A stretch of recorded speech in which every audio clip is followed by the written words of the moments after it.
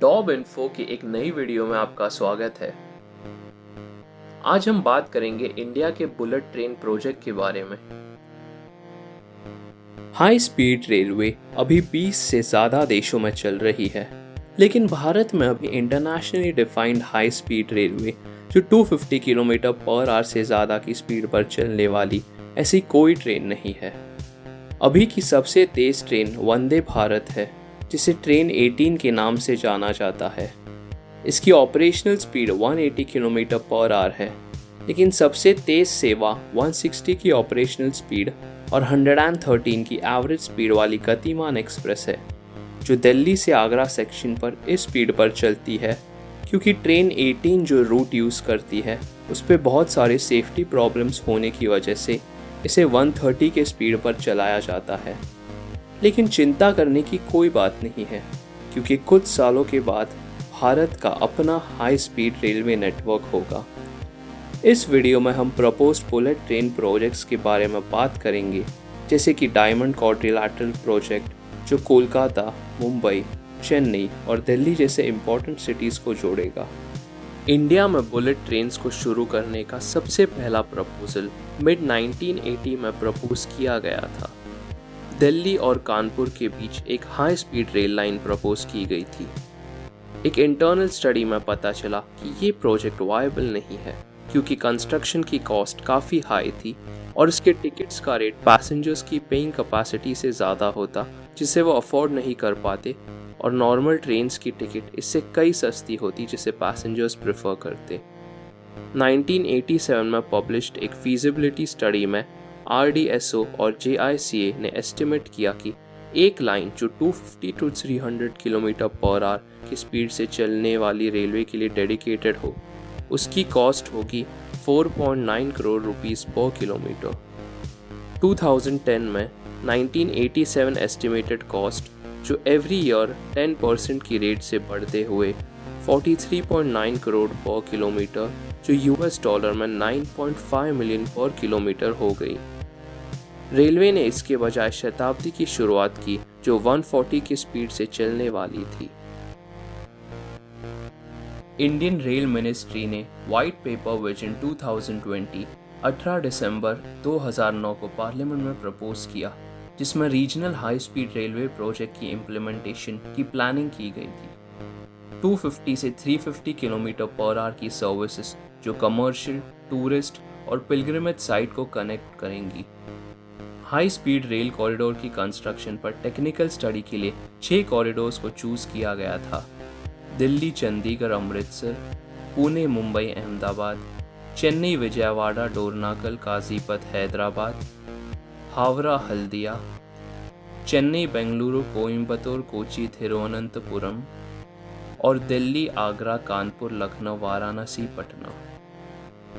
2014 में सरकार ने डायमंड क्वाड्रिलैटरल प्रोजेक्ट के कंस्ट्रक्शन का प्रॉमिस किया, जो हाई स्पीड रेल से चेन्नई, दिल्ली, कोलकाता और मुंबई को जोड़ेगी।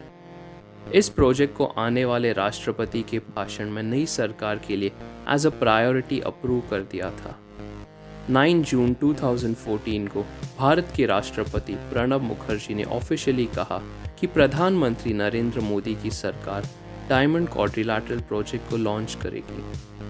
1 kilometre high speed railway train की कंस्ट्रक्शन कॉस्ट 100 करोड़ से 140 करोड़ हो गई, जो कि नॉर्मल रेलवे की कंस्ट्रक्शन कॉस्ट से 10 से 14 गुना ज़्यादा है। भारत के यूनियन मिनिस्ट्री ने 10 दिसंबर 2015 को भारत के पहले हाई स्पीड रेलवे के कंस्ट्रक्शन के लिए जापान के प्रपोजल को अप्रूव किया। जो प्लान रेल लाइन होगी वो 320 किलोमीटर पर आवर की टॉप स्पीड से मुंबई और वेस्टर्न सिटी अहमदाबाद के बीच लगभग 500 किलोमीटर चलेगी। इस प्रपोजल के हिसाब से कंस्ट्रक्शन 2017 में शुरू हुआ और वर्ष 2022 में पूरा होने की उम्मीद थी। इस प्रोजेक्ट की एस्टिमेटेड कॉस्ट ₹980 बिलियन है और इसे जापान से लो इंटरेस्ट रेट लोन के साथ फाइनेंस किया जा रहा है। ऑपरेशन को ऑफिशियली 2023 में शुरू कराने का टारगेट रखा गया था, लेकिन भारत ने 1 साल पहले लाइन को चालू करने की कोशिश करने की अनाउंसमेंट की थी।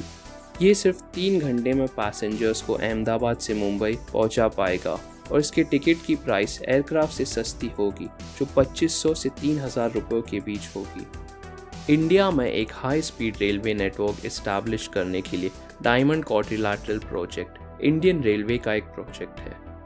डायमंड क्वाड्रिलैटरल इंडिया के 4 मेगा सिटीज दिल्ली, मुंबई, कोलकाता और चेन्नई को गोल्डन क्वाड्रिलैटरल एक्सप्रेसवे की तरह जोड़ेगा, लेकिन एक्सप्रेसवे सिस्टम की बजाय ये एक हाई स्पीड रेल नेटवर्क होगा। National high speed rail corporation limited, जो इस प्रोजेक्ट को इम्प्लीमेंट कर रहा है, जिन्होंने 7 रूट्स की प्लानिंग की है, जो Delhi to Varanasi via Noida, Agra and Lucknow, Varanasi to Howrah via Patna, Delhi to Ahmedabad via Jaipur and Udaipur, Delhi to Amritsar via Chandigarh, Ludhiana and Jalandhar, Mumbai to Nagpur via Nashik, Mumbai to Hyderabad via Pune and Chennai to Mysore via Bangalore हो।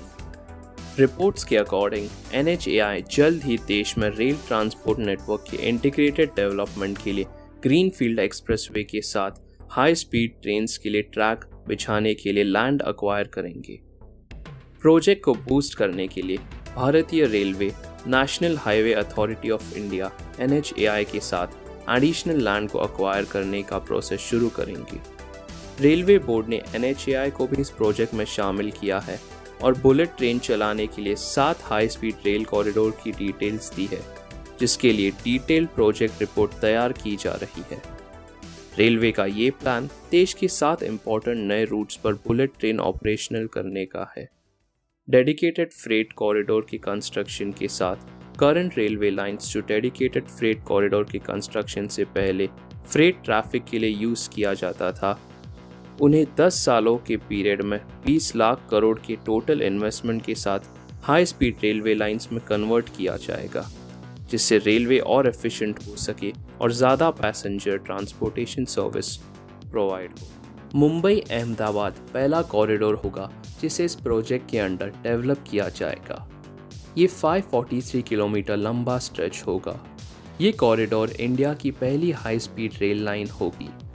जुलाई 2020 तक NHSRCL ने सिविल वर्क के लिए लगभग 60% टेंडर फ्लोट किया है और लगभग 60% लैंड पहले मुंबई अहमदाबाद कॉरिडोर के लिए अक्वायर की है और प्रोजेक्ट की डेडलाइन दिसंबर 2023 थी, लेकिन डेडलाइन को दिसंबर 2028 तक वापस पुश कर दिया गया है।